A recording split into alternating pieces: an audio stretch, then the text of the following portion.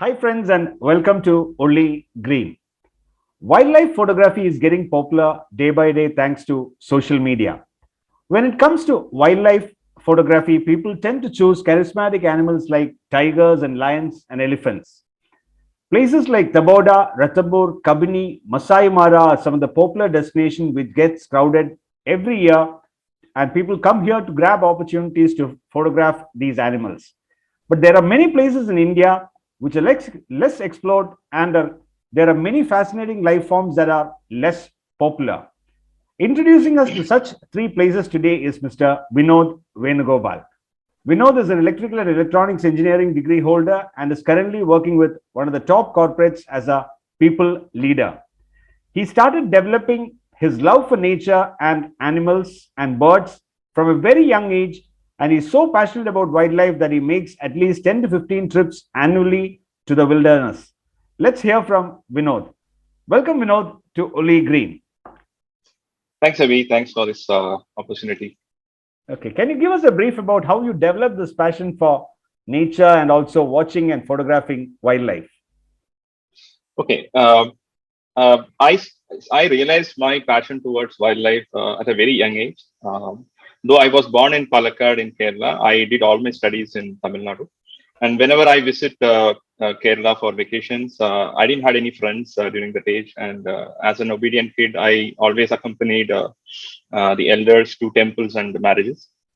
During such visits, I spend as much as less time possible in front of the in the temple and finish my prayers in 5 minutes, and then I run towards the temple pond. I spend as much as time like 3 to 4 hours in the temple pond watching egrets, herons, or frogs or snakes there.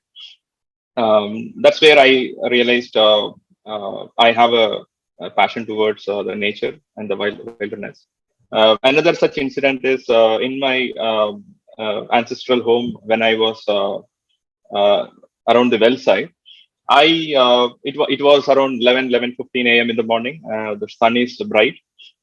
I saw a kingfisher, a common kingfisher, sitting on the string where they dry the cloths, and the sunlight was falling on it and giving that iridescent blue shine. Right, it was so magical and mesmerizing, and I wanted to touch the kingfisher. It flew away, but it had something in me. It made created some impact in me. Right, and yeah, I was enjoying these incidents, these sightings, and everything in my childhood. And also, I was a fan of watching BBC wildlife documentaries in the Delhi Doordarshan telecasted during those days. Then I started making images, whatever I have seen, like lion chasing an antelope or cheetah chasing something. So Making I have making making images, money. You started painting. I started drawing and painting. I Okay. have won many prizes in the painting and drawing competition, making images of political leaders or sceneries and everything. But always it started from the wildlife. Okay. I used to make drawings of lions and tigers and snakes and everything. So that's how it started. And photography, I started in 2010. I realized uh, as I am as my love towards nature gets thicker and thicker.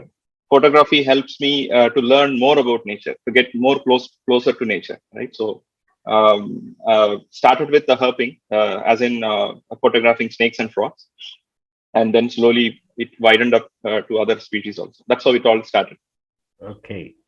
Now coming to the our main topic, the three Yeah. locations which you cherish a lot, which are not so popular, but then it for wildlife photographers, for people who enjoy wildlife photography, these are very exotic places as per your version.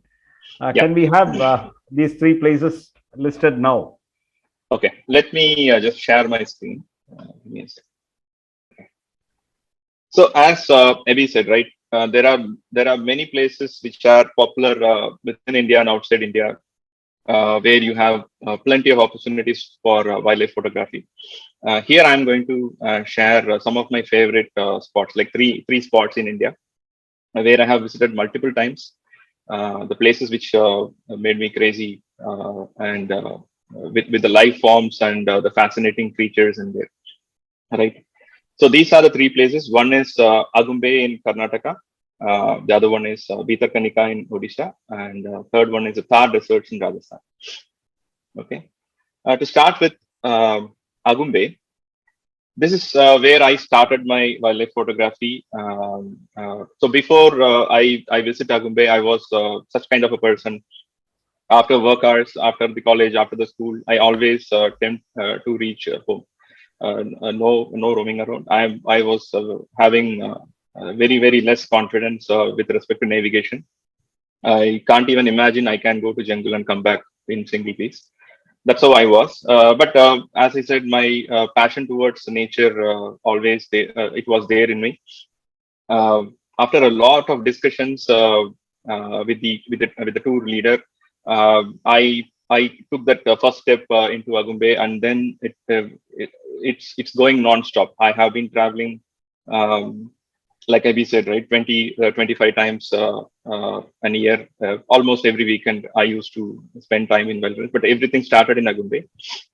Uh, so it's a rainforest. It's part of the Western Ghats. It's around 3 square kilometers. It's a small village. Even the village, the settlement there, it's all very close to the nature and wilderness. So when I visited Agumbe, I had three things in my mind. One, it's a king cobra capital. I love snakes, and I wanted to see, if possible, a king cobra. Then again for king cobra, I have been seeing. I have been watching Romulus Whitaker's documentaries, and my favorite uh, uh, skipper, Gauri Shankar. He used to accompany Romulus Whitaker in handling and rescuing king cobra. So I wanted to meet and learn things from Gauri Shankar. The third one was Malgudi Days. I have been a great fan for this series, and I came to know it is shot in Agumbe.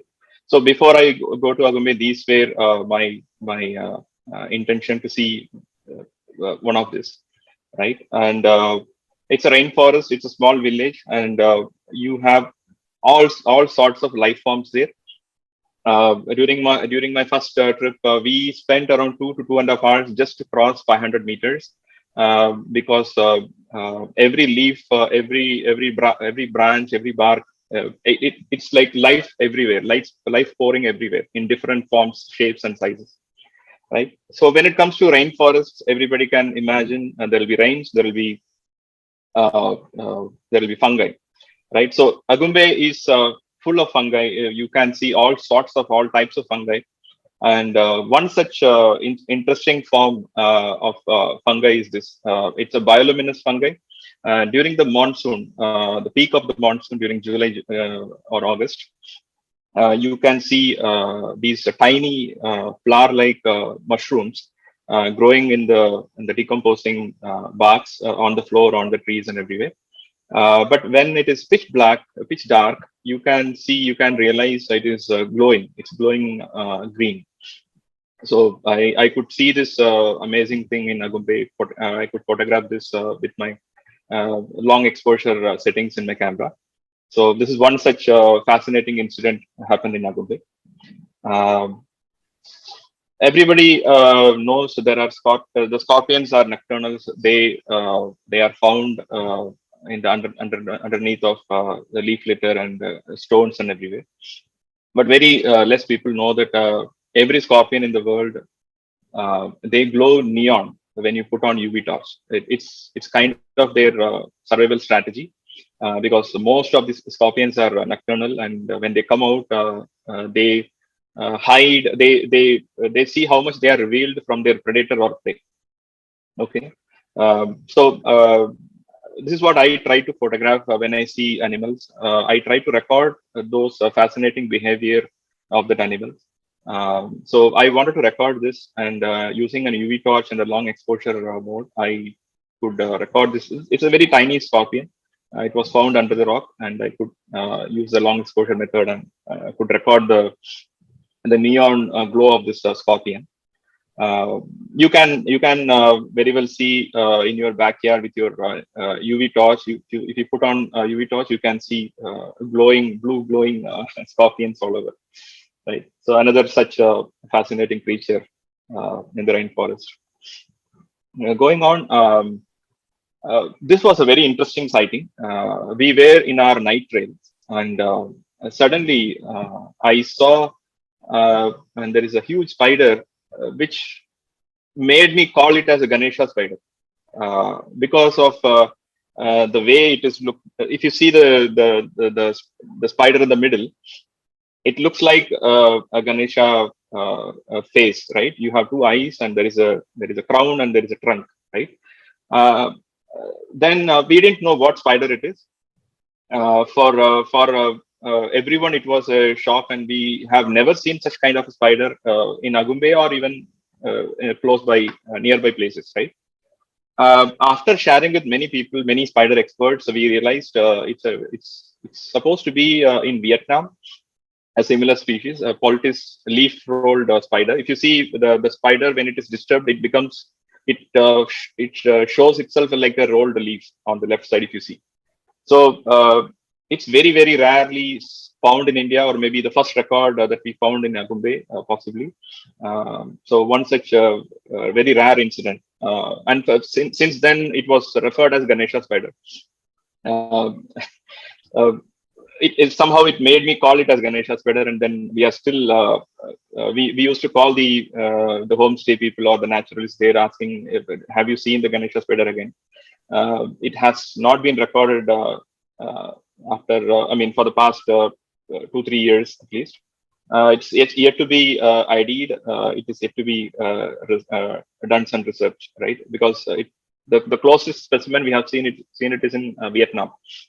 So what it shows is there are a lot of species, there are a lot of areas which is unexplored in Agumbe, right, or in Western Ghats. And anybody can expect tons of frogs in a rainforest because there is a lot of rain, and during monsoon you see frogs. This is one such beautiful frog species. It used to be called as Nilanetra because of its blue ring around the eyes. It's a bush frog, and the interesting fact with the bush frog is everybody would have seen the life cycle of a frog, right?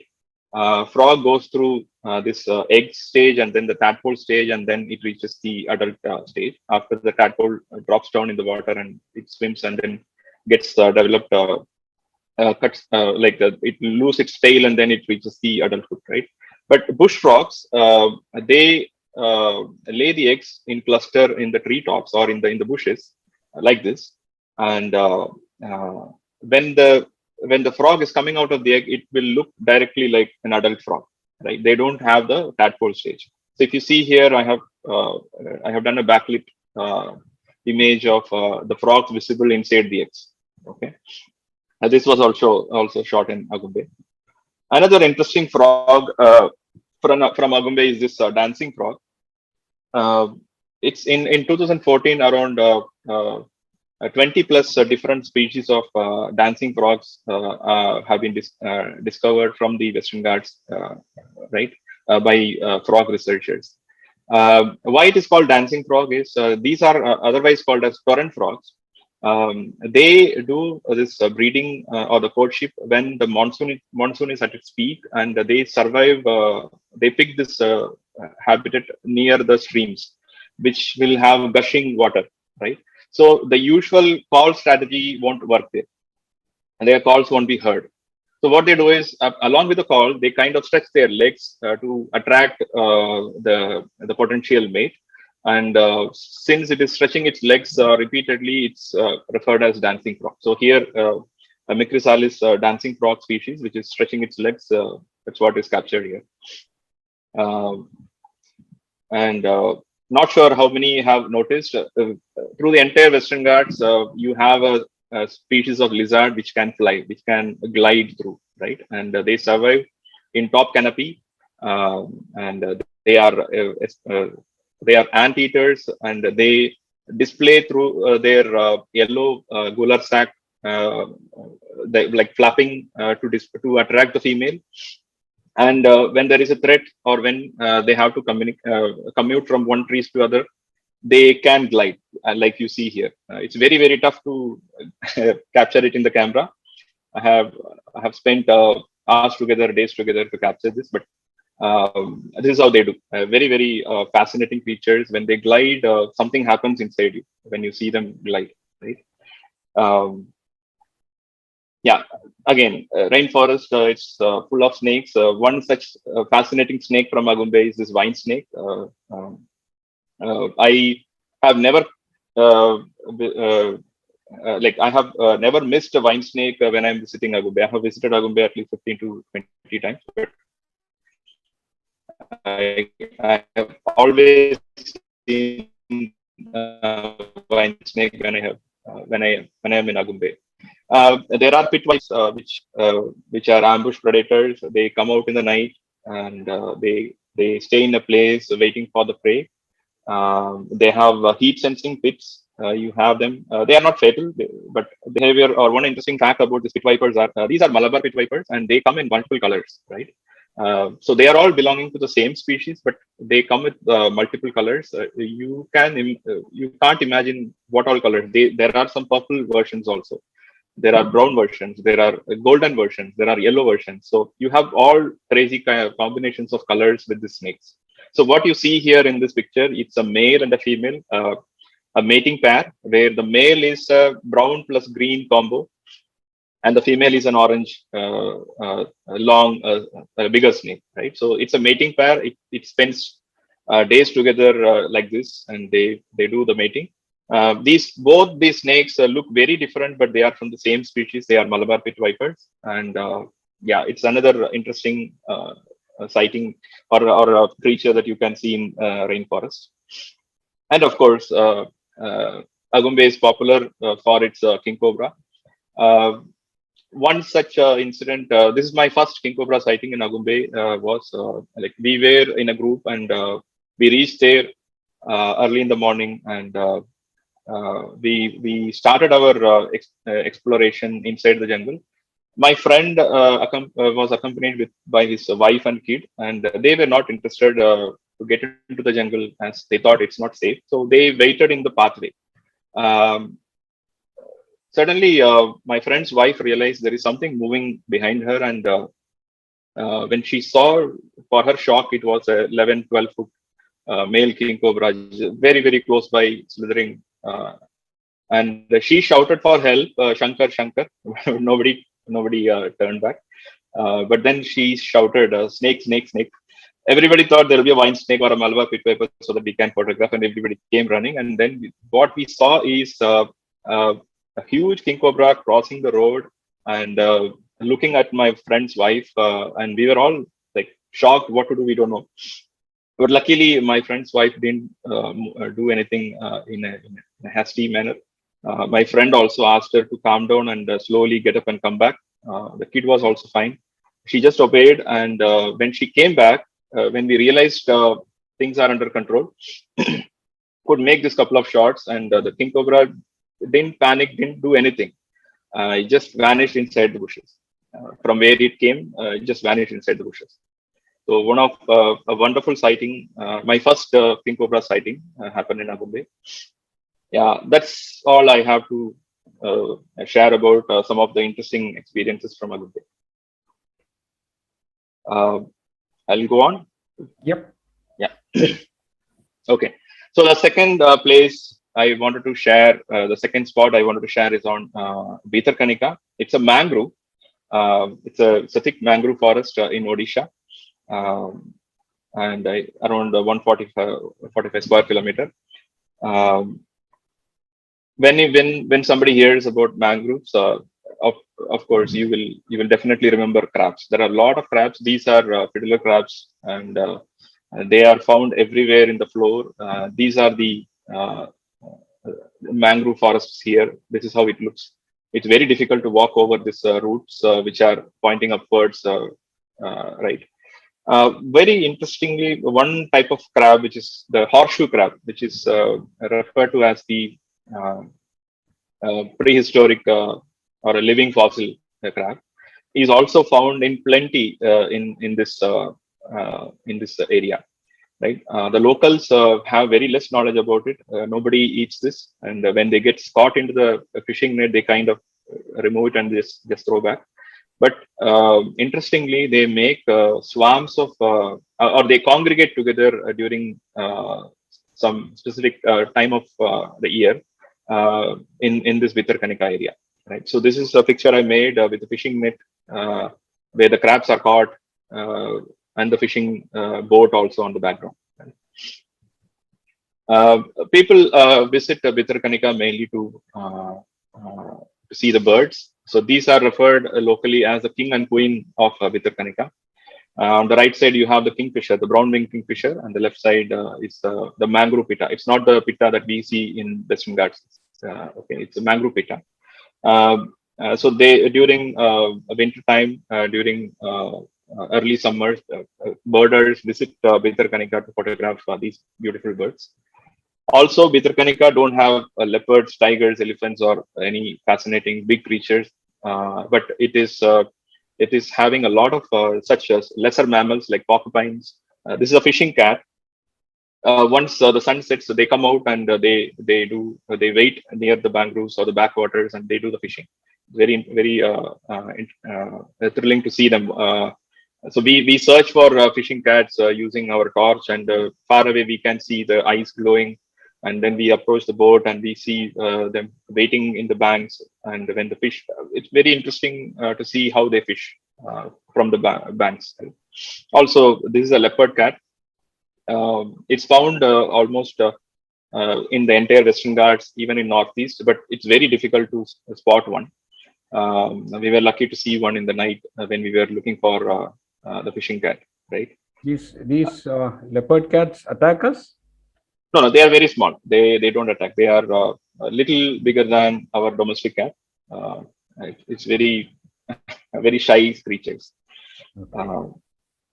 Okay. And again, Vitarkanika is the place where it's the biggest breeding ground for saltwater crocodile. What we see in Western Ghats usually are the mugger crocodiles, and in the Gangetic Plains we have the gharials.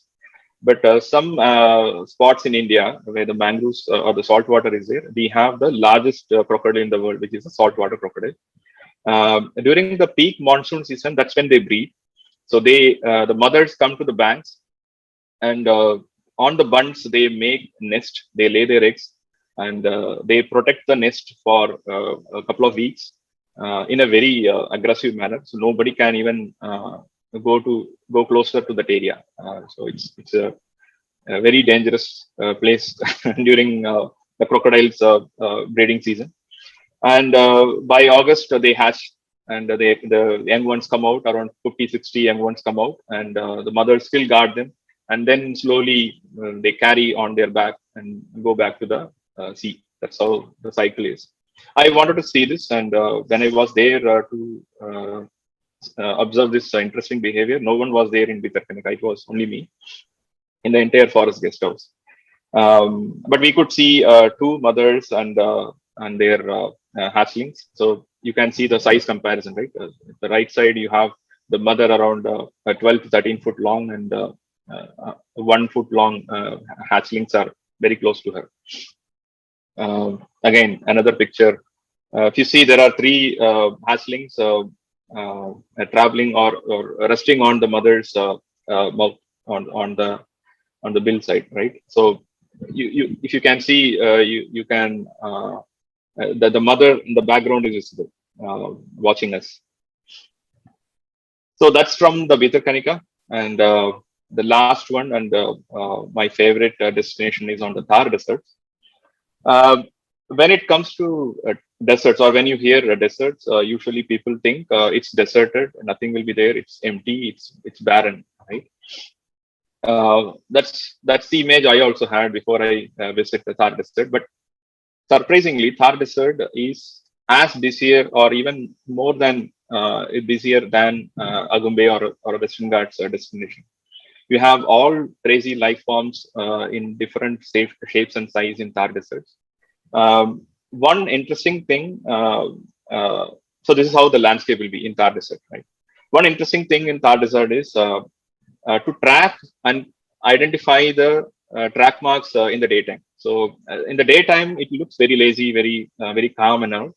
But the sand dunes will be full of tracks, as in different shapes and sizes of tracks, made by beetles or snakes or lizards or smaller mammals or birds, including great Indian bustard, which is critically endangered. Right. What you see in the middle is the great Indian bustard's track marks. On the right side, it's a soft-tailed viper's track marks. On the left side, you have all sorts of track marks. Right. So you can see it was a busy night. Right. So that's how Thar Desert is. Some of the interesting life forms it happened to see in Thar deserts. It's a dung beetle here. I try to capture the landscape, and the beetle is rolling its dung. That's the entire like it survives based on this dung. So courtship, mating, egg laying, everything happens in this dung for this beetle, right? Um, so this is a skink. Okay, so they usually buries under the sand dunes, and they never come out. They are very shy creatures. The moment they realize they are out, they kind of run away into the sand. On a early morning when I was with my guide in Thar deserts, we saw the track marks of a skink, uh, like a uh, like an S shape, and it and we for a, surprisingly it was active and it was moving, right? So we are sure that the skink is below. So my guide lifted the sand, and the How big skink is also this? came in his hand. How big And is this? sorry, How big is this? it's hardly half a foot, maybe 10 centimeters, 10 to 12 centimeters. Yeah, Okay. that's all. So when he lifted and dropped the sand, I was prepared. I know the skink will. It's very rare to see them, right? I have seen before once in the night, but it's very shy. The moment it comes out of the sand, it will just run away. So I made this image to show how fast it is. When it is out, it will just run away inside the sand. So everything happens under the sand. The hunting, finding the prey, like the entire life is under the sand, right? Uh, okay, this is another interesting creature. It's a sand wasp.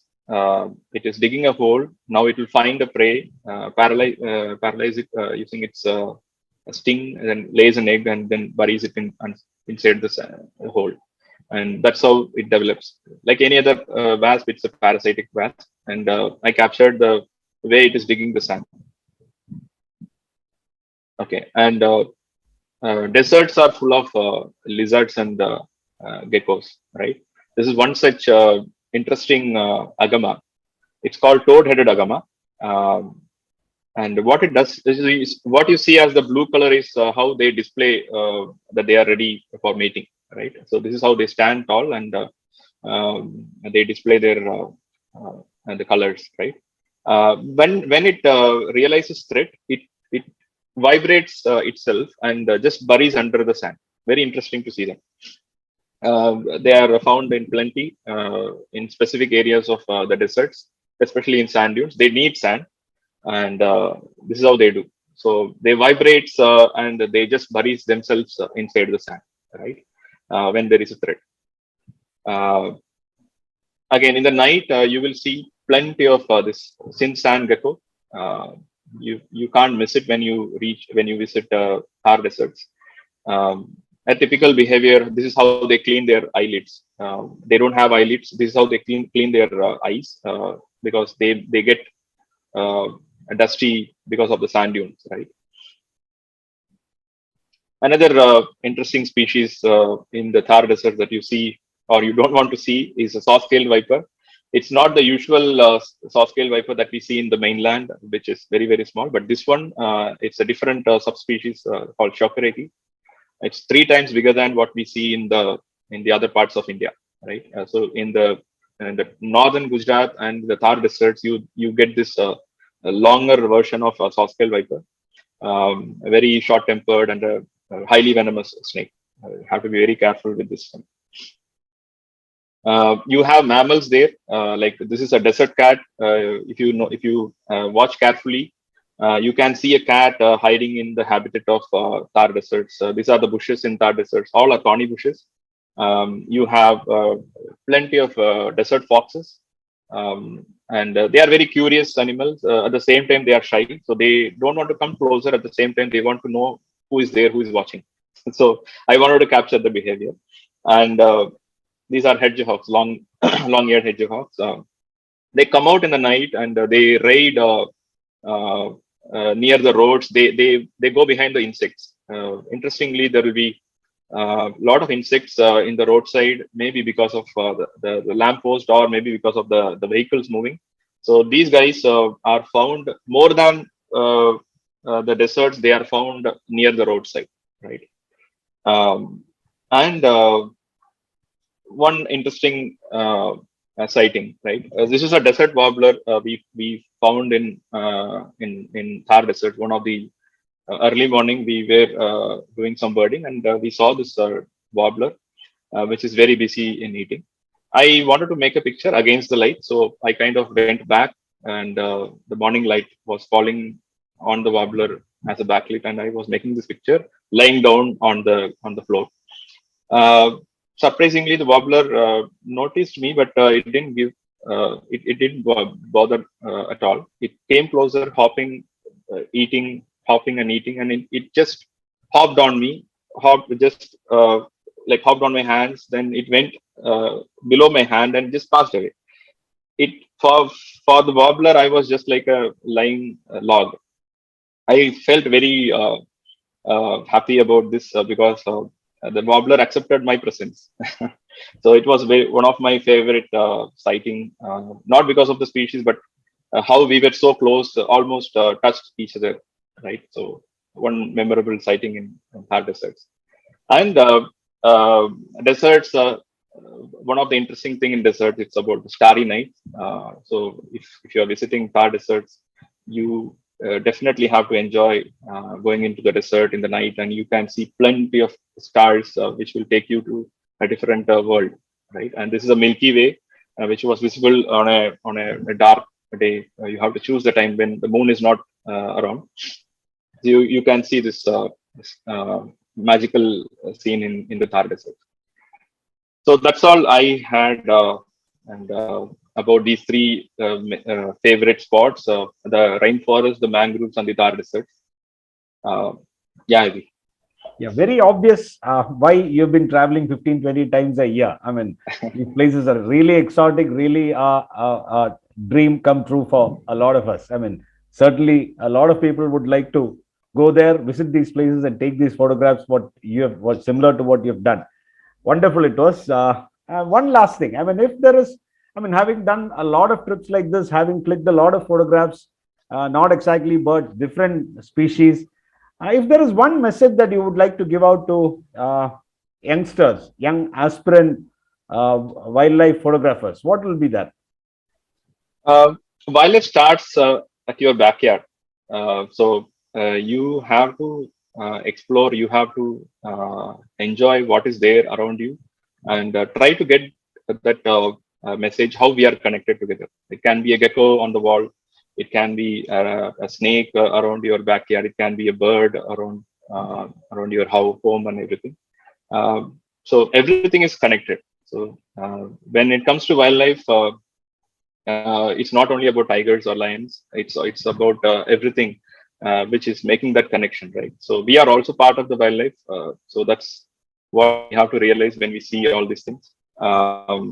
How these small creatures are helping in pollinating and predating and scavenging, and how we are connected. So that starts from the backyard. So do a lot of backyard exploration. Exploration. Okay. Yeah, whether it is birding or herping or anything, and then definitely you can enjoy a tiger as well as a gecko at the same fashion. Okay. Thanks a lot, Vinod. I mean, actually, it was really a uh, trip for me too. I mean, trip to a lot of places and coming back. Thanks a lot. It's been really good the last half an hour. We'll surely be in touch. Thank you. Thanks, Eddie. Thanks a lot. Thanks for this opportunity. Thanks, everyone.